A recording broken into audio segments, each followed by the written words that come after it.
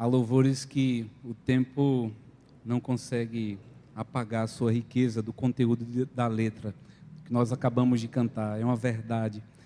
O Senhor Jesus, Ele ressuscitou e um dia nós estaremos diante da sua presença para sempre.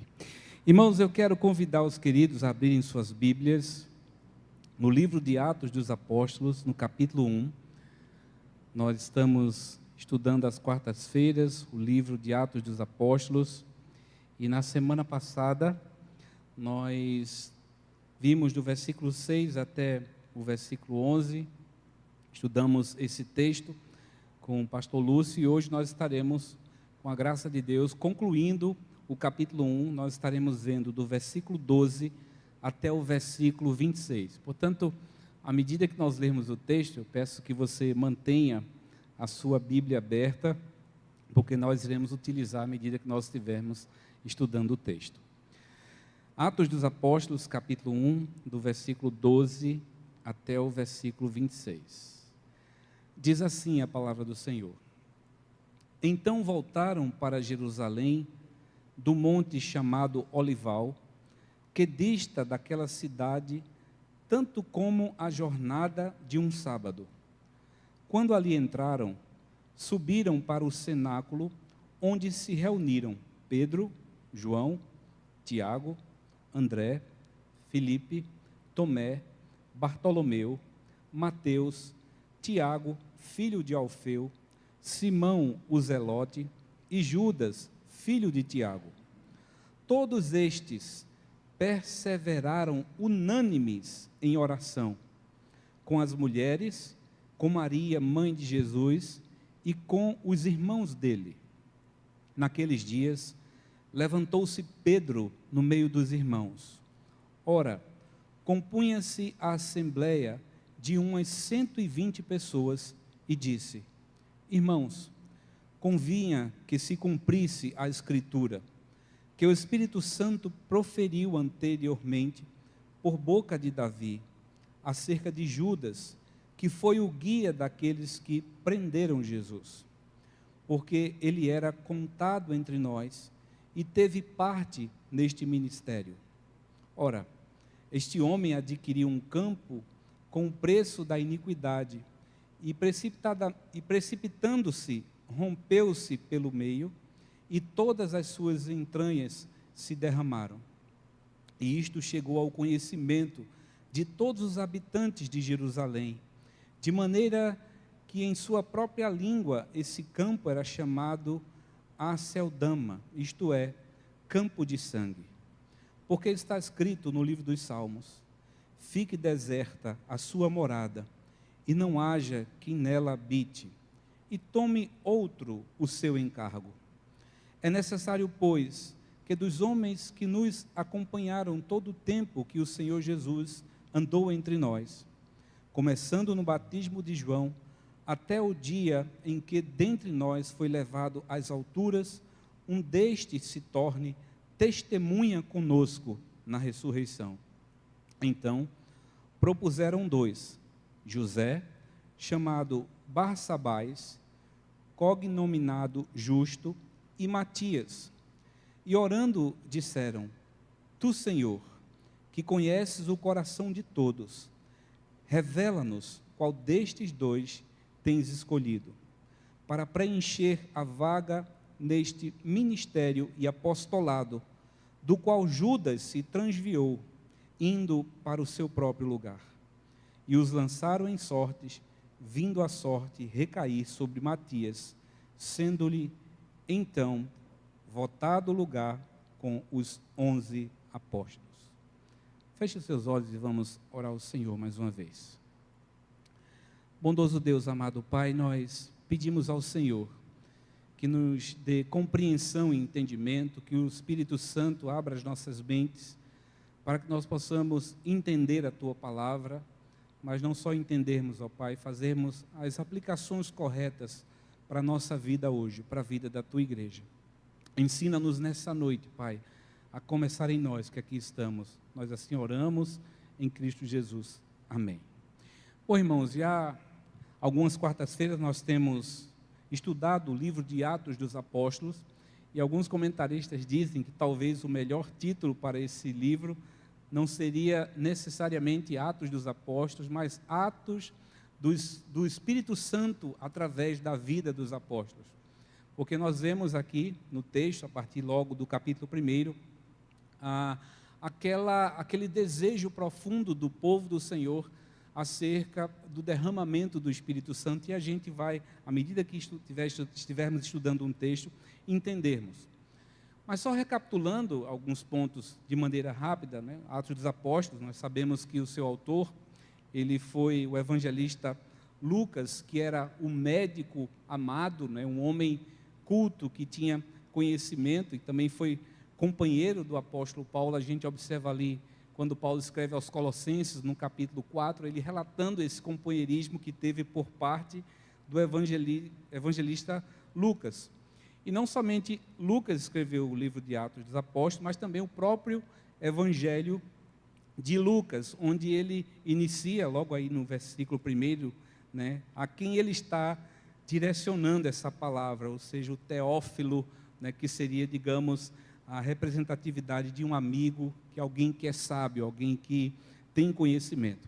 Então, ele escreveu esse livro por volta ali do ano 60, 62, depois de Cristo, durante o momento que o apóstolo Paulo ele havia sido preso em Roma. A gente vai ver isso no próprio livro de Atos dos Apóstolos, quando nós chegamos ali no capítulo 28, e nessa ocasião, na menção do relato de Atos dos Apóstolos, a gente percebe que Paulo, ele tinha o desejo de usar Roma como suporte para a sua evangelização na Espanha, e Paulo nunca conheceu ali Roma, mas percebemos as viagens missionárias aqui relatadas também pelo evangelista Lucas no livro de Atos dos Apóstolos. Mas uma coisa importante que a gente precisa entender, porque Atos dos Apóstolos, ele narra ali um período de transição extremamente importante na vida do povo do Senhor, porque foi o estabelecimento da igreja. Nós vemos a igreja de Atos dos Apóstolos conhecida como a igreja primitiva, os primeiros cristãos, e foi em Antioquia que os nossos irmãos em Cristo do passado, eles foram chamados de cristãos, e cristão significa pequeno Cristo. Eles tinham uma vida tão parecida com a vida de Cristo, que eles foram chamados de cristãos pela primeira vez. Então, esse período de transição ali, do ministério, né, do Senhor Jesus, em relação também ao estabelecimento da igreja, e nós vemos a ênfase muito forte aqui do papel do Espírito Santo na expansão desse evangelho, revestindo a sua igreja. Mas recebereis poder ao descer sobre vós, versículo 8, o Espírito Santo, e sereis minhas testemunhas, tanto em Jerusalém, Judeia e Samaria, até os confins da terra. Então, o livro ele já começa narrando para nós essa descida do Espírito Santo.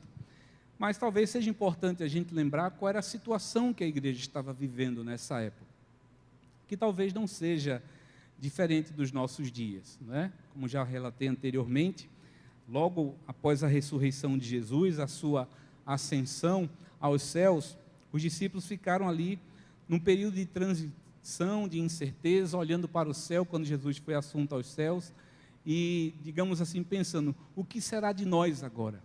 O que será da igreja sem a presença de Jesus? Mas Jesus foi assunto aos céus, mas o seu Espírito Santo é sobre nós, o Espírito Santo que é o Consolador, em cumprimento até mesmo daquilo que se havia falado no Antigo Testamento sobre essa descida do Espírito Santo, não é? Então a igreja que estava ali no seu nascedouro, em formação inicial, então ela dependia de maneira muito forte, e isso é bom, do ensinamento dos apóstolos.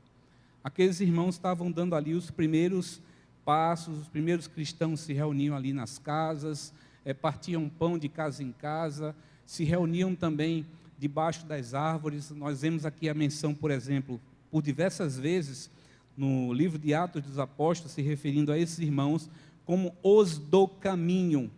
Por que do caminho? Porque eles não tinham um templo fixo como nós temos para nos reunirmos a cada encontro que a igreja tem aqui semanalmente. Então a igreja estava espalhada por tudo quanto era lugar. Então eles eram conhecidos como os do caminho e de maneira pejorativa, porque era como se fosse aquela ideia que era uma seita que estava nascendo, não é? E também, nesse contexto aqui ainda, nós vemos, os discípulos, eles precisavam ali, de certa forma, reorganizar a liderança, porque Judas, ele havia traído Jesus e ele havia atentado contra a própria vida. Então, aquele colegiado apostólico, eles tinham esse desfalque, e por isso que a gente observa aqui, no versículo 12 em diante, mais especificamente ali no versículo 15, né, a igreja reunida, onde Matias, ele foi escolhido por provisão e ação do próprio Deus, por intermédio da vida da sua igreja. Então, resumidamente, para que a gente possa ter uma visão mais ampla, quando a gente olha aqui, a partir do versículo 12 até o versículo 26, do versículo 12 até o versículo 14, nós vemos a igreja reunida em oração, buscando a presença do Senhor, todos ali unânimes, com um só propósito, e os apóstolos estavam ali também acompanhados de Maria, mãe de Jesus, os seguidores de Jesus, as mulheres que estavam ali reunidas, juntos, buscando a presença do Senhor. A partir do versículo 15, a gente vai ver o texto relatando acerca da traição do próprio Judas, né, vendendo ali Jesus por 30 moedas de pratas, e a gente vê também, nesses versículos, o próprio texto relatando uma profecia, ou seja, algo que fora escrito pelo Senhor, mais especificamente, ele cita aqui textos do livro de Salmos, e a gente vai ver isso um pouco mais à frente. Mas não somente isso, a gente observa também, dentro dessa escolha, havia critérios que deveriam ser observados. O primeiro deles é que esse novo apóstolo, que deveria ser escolhido em assembleia, ele precisava ter ali acompanhado Jesus no início do seu ministério. Ou seja, ele seria uma testemunha ocular do testemunho de Jesus. E também ser testemunha da ressurreição de Jesus, ter participado daquele momento ali, quando Jesus, ele ressurgiu e foi assunto aos céus. Do versículo 23 até o versículo 26, a gente vai ver aí dois candidatos que são apresentados, um deles por nome de José, conhecido como Barsabás, e o outro, Matias. A gente vê isso relatado ali no versículo 23. Portanto, de maneira breve, a gente observa, né, que esse período, esse momento de transição e até mesmo a própria natureza do livro de Atos dos Apóstolos deixa isso muito claro para nós, essa transição, esse momento que a igreja estava vivendo ali, da antiga aliança para a nova aliança. Ou seja, um Deus que sempre assistiu o seu povo, quer seja no passado, quer seja no presente, quer seja hoje, e a gente vai ver de maneira enfática aqui pelo menos 3 acontecimentos que estão registrados aqui no capítulo 1, que foi a promessa da descida do Espírito Santo. Volte seus olhos rapidamente para o versículo 8, não é? Mas recebereis poder, eu citei esse texto, ao descer sobre vós o Espírito Santo, e sereis minhas testemunhas. Então, qual foi o objetivo primordial da igreja ser revestida do Espírito Santo? Para ser testemunha. Onde quer que a igreja estivesse, ela deveria testemunhar. Veja a ideia que nos dá a ideia de expansão, né? Tanto em Jerusalém, aqui, como em toda a Judéia, nas regiões mais próximas, e também se expandindo a lugares mais distantes, como Samaria e como os confins da terra. Então a igreja foi revestida, né, quando o Espírito Santo desceu, com esse propósito. Mas não somente isso, a gente observa um outro pilar aqui, esse evento preparatório, né, para o estabelecimento da igreja, para esse período de transição, a própria ascensão de Jesus, né? Quando Jesus é assunto aos céus. Veja aí o versículo 9, relembrando, Ditas essas palavras, foi Jesus elevado às alturas, à vista deles, e uma nuvem o encobriu dos seus olhos. Estando eles com os olhos fitos no céu, enquanto Jesus subia, eis que 2 varões vestidos de branco se puseram ao lado deles e lhe disseram: varões galileus, por que estáis olhando para as alturas? Esse Jesus que dentre vós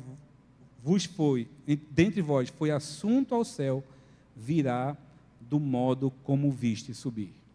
Então, a ascensão de Jesus ao céu, e também, na finalização do capítulo 1 aqui, nós vemos a escolha, né, de um novo apóstolo para esse colegiado. Então, da mesma forma, nós somos a igreja do Senhor, nós damos continuidade a essa história, né? Nós estamos escrevendo a história do povo do Senhor até aquele dia em que Cristo vai voltar para buscar a sua igreja. E a gente é privilegiado por isso, porque se de fato e verdade nós somos a igreja do Senhor Jesus, nós devemos viver isso de maneira intensa, porque nós não sabemos o dia, o momento, a ocasião em que Cristo vai voltar, mas nós devemos estar preparados, anunciando o Evangelho, principalmente nesse tempo que a gente vive. Tantas pessoas iludidas, buscando uma alegria que é temporária nesse período de carnaval, e são diversas oportunidades que o Senhor nos concede também para pregarmos a sua palavra. Portanto, o que é que a gente pode, né, fazer, pensar sobre isso para a realidade da igreja hoje em dia? Primeira coisa, a igreja do Senhor, irmãos, ela não pode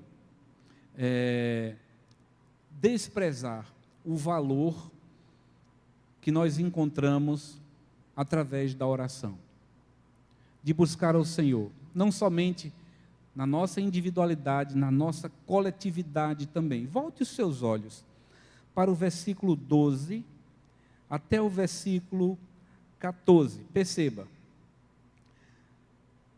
Então voltaram para Jerusalém, do monte chamado Olival, que dista daquela cidade como a jornada de um sábado, quando ali, que foi que os discípulos fizeram? Subiram para orar, para buscar a presença do Senhor em oração. E quem estava ali reunido? Onde se reuniram Pedro, João, Tiago, André, Filipe, Tomé, Bartolomeu, Mateus, Tiago, filho de Alfeu, Simão, o Zelote, e Judas, o filho de Tiago. Eu gosto aqui da ideia que o versículo 14 nos traz. Todos, o texto diz, todos estes perseveraram unânimes em oração com as mulheres, com Maria, mãe de Jesus, e com os irmãos dele.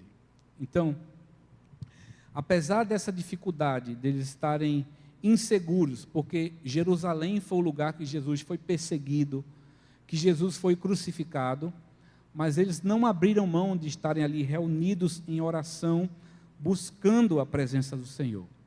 Havia risco de perseguição? Havia sim, mas eles estavam ali reunidos em oração. Eu fico tentando imaginar o cenário, não sabemos como, se estavam em algum lugar reclusos, em uma casa, ou ao mesmo tempo ao ar livre, mas estavam ali buscando o Senhor em oração. E a gente viu, né, porque no versículo posterior, a partir do versículo 15, a gente vai ver que havia ali cerca de 120 pessoas reunidas. A igreja estava reunida em oração. Houve ali um ajuntamento dos santos, o povo do Senhor reunido em adoração, em comunhão e oração. Interessante o detalhe que Lucas traz, a descrição, né? Os apóstolos reunidos, no versículo 13, as mulheres que estavam ali juntos com Jesus. Abra sua Bíblia no Evangelho de Lucas, no capítulo 8, só para a gente ver esse relato rico que complementa essa participação das mulheres aqui, que cuidaram de Jesus, que assistiram Jesus. Evangelho de Lucas, capítulo 8, versículo 1. Aconteceu depois disto, que andava Jesus de cidade em cidade e de aldeia em aldeia, pregando e anunciando o evangelho do reino de Deus. E os 12 iam com ele. E também algumas mulheres que haviam sido curadas de espíritos malignos e de enfermidades. Maria, chamada Madalena, da qual saíram 7 demônios, e Joana, mulher de Cusa, procurador de Herodes, Susana e muitas outras, as quais lhe prestavam assistência com os seus bens. Então as mulheres sempre participaram ali, ajudando, servindo a Jesus. Jesus estava reunido, não é? Sempre sendo assistido por essas mulheres. Estavam aqui os apóstolos reunidos também em oração, e Maria estava ali juntamente com os irmãos do Senhor Jesus. Então estavam perseverando em oração, juntos ali, unânimes, buscando a presença do Senhor. O reformador João Calvino, ele estava lendo um comentarista, e ele diz assim que Calvino ele destaca 2 fatores essenciais para o sustento de uma igreja de uma maneira saudável, ou seja, a perseverança, independentemente das circunstâncias, não abrir mão de buscar a presença do Senhor, embora haja lutas, perseguições, dificuldades, e também o sentimento de pertencimento, de estarem unânimes. A ideia aqui da palavra unânime, no sentido original, nos dá a ideia de um só coração, uma só mente. Ou seja, todos estavam reunidos ali com um único propósito, esquecendo, deixando de lado suas individualidades. E essa palavra aqui, não é, unânimes, aparece cerca de 10 vezes aqui, mencionado no livro de Atos dos Apóstolos. Ou seja, a igreja reunida, buscando a presença do Senhor de maneira unânime. Quando a gente olha para 1 Tessalonicenses, talvez um dos menores versículos da Bíblia, capítulo 5, versículo 17, nos diz assim: orai sem cessar. Então a igreja do Senhor precisa estar em oração diante da sua presença, né? Então, nós vemos aqui um destaque essencial para essa vida de oração da igreja, né, nesse momento de preparação ali para a descida do Espírito Santo, mesmo diante das perseguições. A gente vai ver isso mais enfaticamente quando nós estivermos ali estudando o capítulo 4, mas também na própria direção de Deus, na escolha das lideranças. A gente vai ver também no capítulo 6, quando estivermos estudando lá, a orientação apostólica, que à medida que a igreja ia crescendo, os órfãos, as viúvas estavam sendo desprezados, e a igreja ali escolhe homens para estarem servindo ao Senhor, servindo a igreja debaixo de sua orientação. Então, primeira coisa que nós observamos aqui, a importância da igreja estar diante da presença do Senhor em oração. Agora observe comigo, a partir do versículo 15, essa necessidade que houve, essa vacância que houve, por conta de Judas, que havia traído Jesus e atentado contra a sua própria vida. O Senhor Deus levanta Pedro como liderança desse colegiado apostólico. Verso 15: naqueles dias, levantou-se Pedro no meio dos irmãos. Ora, compunha-se a assembleia de umas 120 pessoas, e disse: irmãos, convinha que se cumprisse a Escritura, que o Espírito Santo proferiu anteriormente por boca de Davi, acerca de Judas, que foi o guia daqueles que prenderam Jesus. Porque ele era contado entre nós, e teve participação neste ministério. Ora, este homem adquiriu um campo com o preço da iniquidade, e precipitando-se, rompeu-se pelo meio, e todas as suas entranhas se derramaram.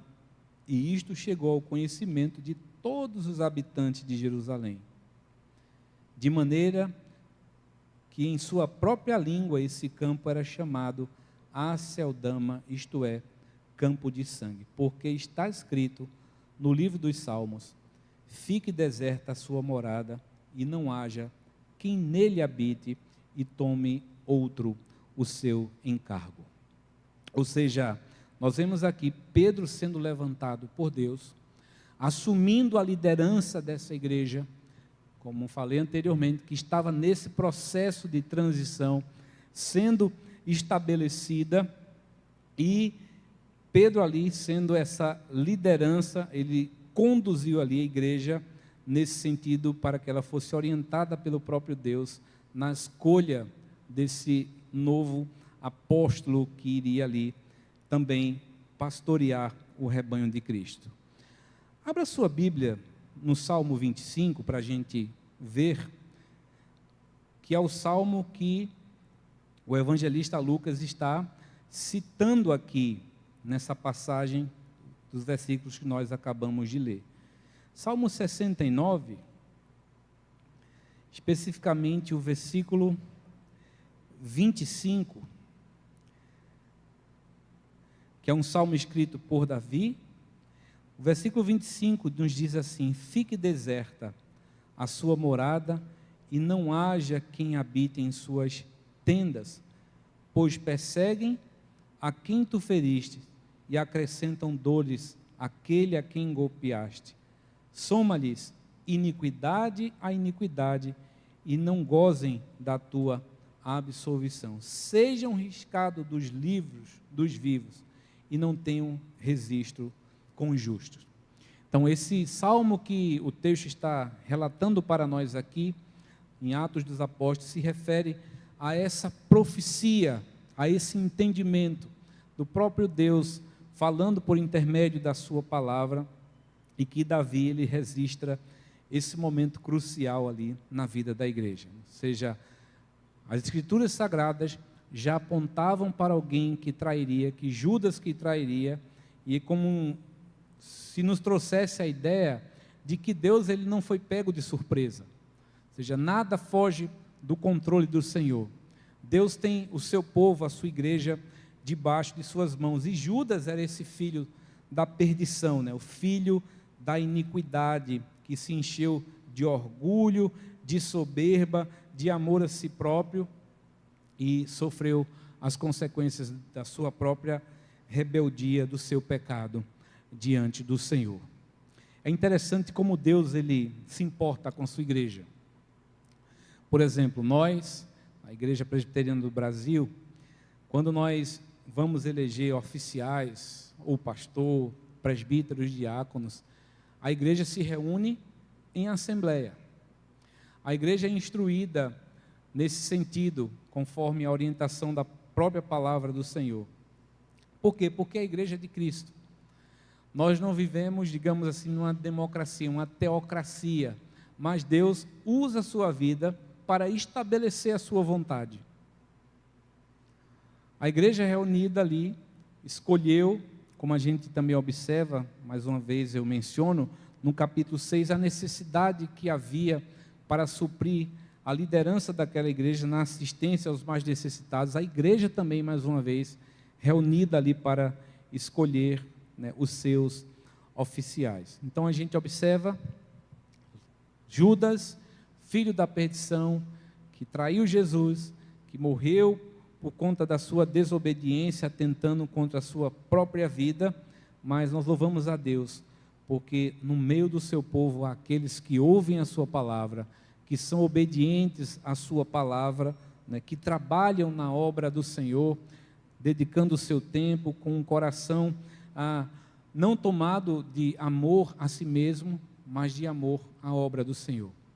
Como falei anteriormente, nós estamos dando continuidade, e algo que nunca pode acontecer, foi isso que entrou no coração de Judas, ele entregue a sua própria vaidade e sofreu as consequências, mais uma vez reforço, por causa do seu pecado diante do Senhor. Agora observe comigo, né, que a soberania de Deus conduziu esse momento para a vida da igreja, sob a liderança de Pedro. Veja a partir do versículo 21, isso exposto para nós, em que critérios eles devem ser observados nessa escolha daqueles a quem o Senhor previamente já havia separado. Verso 21 diz assim: é necessário, ou seja, a igreja tinha essa necessidade, pois que dos homens que nos acompanharam todo o tempo que o Senhor Jesus andou entre nós. Primeiro critério, nós vamos escolher alguém que está conosco desde o começo, que acompanhou ali o ministério do Senhor Jesus. Esse é um critério que foi estabelecido, não é? Verso 22, começando no batismo de João, até o dia em que dentre nós foi levado às alturas, um destes se torne testemunha conosco da sua ressurreição. Então, propuseram dois, José, chamado Barsabás, cognominado Justo, e Matias, e orando disseram: Tu, Senhor, que conheces o coração de todos, revela-nos qual destes dois tens escolhido. Ou seja, a igreja escolheu, mas a oração aqui dos apóstolos, a oração de Pedro, era para que o Senhor revelasse a sua vontade por intermédio da vida da igreja. É por isso que quando nós temos o privilégio de participarmos desse momento em que nós elegemos oficiais na nossa igreja, ou seja, critérios devem ser observados, não segundo a palavra, a nossa palavra, mas segundo aquilo que é estabelecido na própria Escrituras Sagradas. Nós vemos ali orientações, tanto aqui em Atos dos Apóstolos, como quando Paulo escreve a sua epístola ao jovem pastor Timóteo, como esses homens deveriam se portar diante do Senhor, deviam ser experimentados na obra do Senhor. E eu acho interessante essa menção aqui do versículo 24, né? E orando disseram: Tu, Senhor, que conhece o coração de todos, daqueles que estão participando, escolhendo, como também o coração daqueles que, pela vontade do Senhor, serão escolhidos. Sabe por quê, irmãos? Porque servir ao Senhor é um privilégio. Servir ao Senhor seja glorificado. Volte seus olhos para o verso 25 agora, né? O texto diz assim: aqueles que tu tens escolhido, versículo 25, para preencher a vaga neste ministério e apostolado, do qual Judas se transviou, indo para o seu próprio lugar. E os lançaram em sortes, vindo a sorte recair sobre Matias, sendo-lhe então votado lugar com os 11 apóstolos. Perceba que houve a indicação aqui de dois nomes. O texto não nos diz quantos outros nomes foram indicados, mas houve um critério, e esses dois passaram nesse critério. E esse critério, ou seja, que acompanhou Jesus, nós vimos lá no versículo 21 e 22, que sabiam quem era Jesus, que estavam ali juntos servindo ao Senhor Jesus juntamente com os apóstolos, que foram testemunhas também da ressurreição de Jesus. A gente viu lá nos versículos anteriores, a partir lá do versículo 10 e diante, que participaram desse momento com o Senhor Jesus. Então esses seriam critérios que deveriam ser observados pela igreja, seja para que fosse escolhido aquele a quem o Senhor, pela sua vontade soberana, já havia separado. Irmãos, se existe algo que a gente, ao olharmos para esse texto, para o contexto aqui desse capítulo 1, né, é que Deus, Ele continua sendo o Senhor da igreja. Nada foge do controle do Senhor. A igreja é do Senhor. Foi o Jesus Cristo que, através da sua vida, da obra da redenção, se entregou pela igreja, pela sua própria igreja. Nós apenas somos instrumentos nas suas mãos. Cada um com seu dom, com seu talento, com seu serviço que é colocado diante do Senhor. Mas volto a frisar que, apesar de nós sabermos e entendermos essa soberania absoluta de Deus sobre a vida da sua igreja, sobre a vida do seu povo, isso jamais pode nos deixar de pensarmos da necessidade que nós temos de buscarmos o Senhor em oração. Como é que a gente ouve a voz de Deus? O Senhor fala conosco quando nós oramos, quando nós colocamos a nossa vida diante dEle, quando nós buscamos a orientação da sua palavra, e às vezes a gente quer buscar que Deus fale conosco de maneira sobrenatural, mas Deus fala com a gente através das coisas simples, através da nossa vontade, da vontade do Senhor, que a nossa vontade também deve estar alinhada à sua vontade. A igreja estava orando, no momento crucial, ela foi buscar o Senhor em oração. Estava ali perseverando, unânimes. Mas não somente isso, estavam ali unânimes em comunhão, em adoração, buscando a presença do Senhor. Então, todas as vezes que a gente sai de nossas casas, que nós adentramos essas portas, eu costumo dizer que se encerra, por assim dizer, a nossa adoração individual e começa o nosso momento reunido como igreja, na nossa coletividade, buscando o Senhor, a igreja, o corpo do Senhor reunido. E nós somos membros desse corpo. Onde quer que nós estejamos, devemos anunciar, proclamar a palavra do Senhor, as virtudes de Cristo, anunciadas através da boa notícia que é o Evangelho. Portanto, perseverança em comunhão, perseverança em oração, são marcas significativas na vida da igreja. Mas não somente isso, não é? A gente observa no decorrer da leitura de Atos dos Apóstolos, o cuidado que os apóstolos tinham em relação ao ensino, à instrução, à orientação, a observância da palavra do Senhor. A preocupação dos apóstolos era nutrir, era cuidar. Lembram quando foram instituídos diáconos aqui em Atos dos Apóstolos, no capítulo 6? Os apóstolos eram assim: a gente está deixando de estudar, de ensinar a palavra do Senhor, estamos nos focando em atender os necessitados, os órfãos e as viúvas. Escolham entre vocês homens cheios do Espírito Santo que façam essa função, porque nós vamos nos dedicar à oração e à palavra, para instruir o povo do Senhor.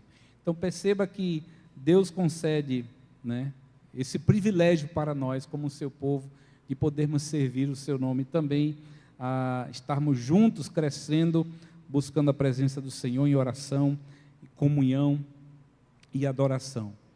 Mas não somente isso, queridos, é através da oração, da busca da presença de Deus, que nós temos a capacidade de discernir a sua vontade. Perceba, orem, busquem a presença do Senhor, revela-nos, ó Deus, como nós vimos no versículo 24, qual destes o Senhor tem escolhido?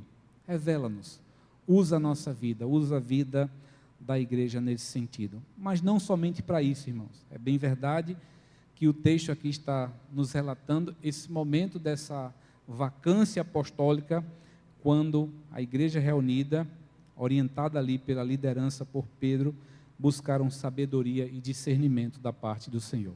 Mas é para tudo. Se você é líder de ministério, ore, incentive os seus liderados a estarem orando ao Senhor, buscando ao Senhor, a presença do Senhor, para que a vontade dele se manifeste também nas próprias ações que Deus vai utilizar na sua vida, para que o Espírito Santo dê ideias, estratégias de avanço, de compromisso, né, de expansão, oração acima de tudo, sermos apegados à palavra do Senhor e acima de tudo também estarmos buscando a orientação e a sabedoria da parte do nosso Deus.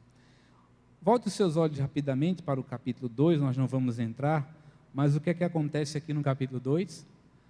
A descida do Espírito Santo. O revestimento de poder na vida da igreja, na pregação de Pedro aqui, a partir do versículo 14, houve conversão, o Espírito Santo do Senhor desceu, 3.000 pessoas ali foram batizadas, né, sem contar homens e mulheres, a partir do versículo 37, Por que isso aconteceu? Porque a igreja estava reunida em oração, perseverando diante do Senhor. Que nós possamos ser assim também, que nós oremos, que nós busquemos a vontade do Senhor para tudo na nossa vida. Deus não pode estar fora da nossa agenda. Tudo que a gente venha fazer, nós devemos colocar o Senhor na frente. Amém? Vamos orar ao Senhor nesse instante. Bondoso Deus, amado Pai, nós queremos te agradecer pelo teu povo, pela tua igreja reunida aqui nesse instante, ó Deus. Te agradecemos pelo privilégio que temos de poder abrir a tua palavra, olharmos para a tua palavra e sabermos que tu és o mesmo Deus que operava no passado, e um Deus que cuida do seu povo, da sua igreja, e que continuará, ó Deus, cuidando do teu povo até aquele dia que o Senhor vier buscar a tua igreja para estar eternamente contigo na tua presença. Senhor, nós nos colocamos diante de ti em oração, pedindo, ó Deus, que o Senhor dê discernimento a cada um de nós nas atividades corriqueiras do dia a dia, no nosso trabalho, na nossa família, nos nossos relacionamentos na igreja. Senhor, que nós possamos sempre colocar-te em primeiro lugar e nos deixarmos, ó Deus, a ouvir a tua voz, a tua orientação. E isso, ó Deus, nós temos a capacidade de ouvir e de entender a partir do momento que nós temos intimidade com o Senhor. Tem misericórdia de nós, Senhor. Sabemos que muitas vezes, por causa do nosso coração enganoso, nós pecamos diante do Senhor. Nós muitas vezes, ó Deus, estamos preocupados com o nosso próprio orgulho, com as nossas vaidades, mas que tudo, ó Deus, todo orgulho, toda vaidade que porventura venha nascer no nosso coração, caia por terra, e que no nome de Jesus, ó Pai, que o Senhor possa levantar servos e servas, um povo comprometido com a oração, com o serviço e com a expansão do Evangelho. Reveste o teu povo, ó Deus, cada um de nós, a tua igreja, com o teu Espírito Santo, para que sejamos testemunhas vivas do que Jesus fez em nós e também, ó Deus, através de nós. Assim nós oramos e te agradecemos no nome de Jesus. Amém. Que o Senhor nos abençoe.